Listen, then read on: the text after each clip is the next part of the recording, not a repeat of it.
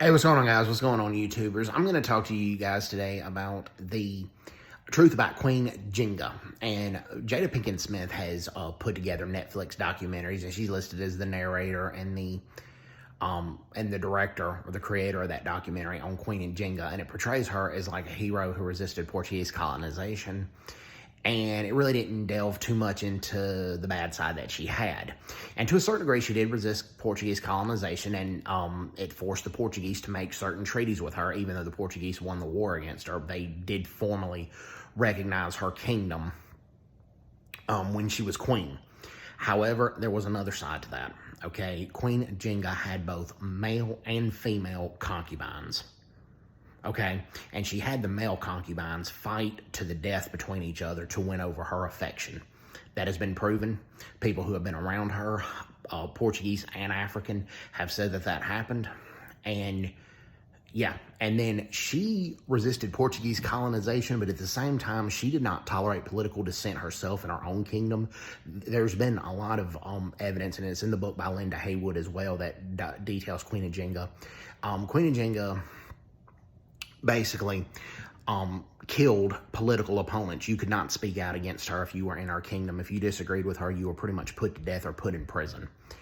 And that is not an ideal leader, if you ask me, in that situation. The documentary that Jada Pinkett Smith did not touch on that very much. It did touch that she had male concubines and she had a favorite male concubine.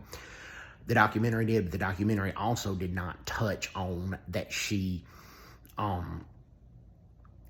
had the male concubines fight to the death to win over her affection. Documentary did not touch on that. Documentary touched that she did have some slaves and that she allowed the Portuguese to trade some slaves as long as they left her kingdom alone. And it did say that she allowed, and then another time the Portuguese tried to invade her kingdom and she sought protection from the Dutch, but then she sold some slaves to the Dutch.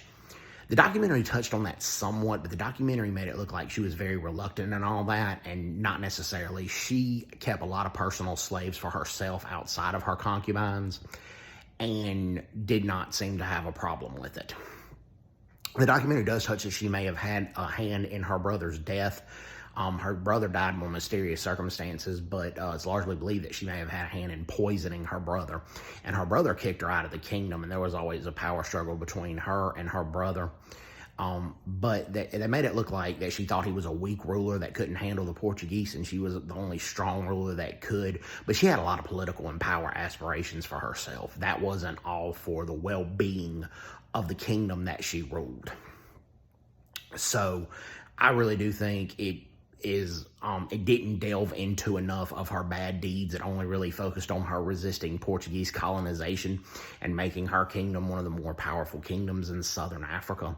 And to a certain degree, she did resist Portuguese colonization and, try to keep her kingdom from being taken over by the Portuguese. But at the same time, she had a lot of baggage. And there's no way around that. I mean, she kept male and female concubines and had the male concubines fight to the death to win over her affection. She killed and jailed political dissenters. And Jada's documentary does not touch on that. So, anyways, hope everybody's doing well. Take care. God bless. Bye-bye. Bye-bye.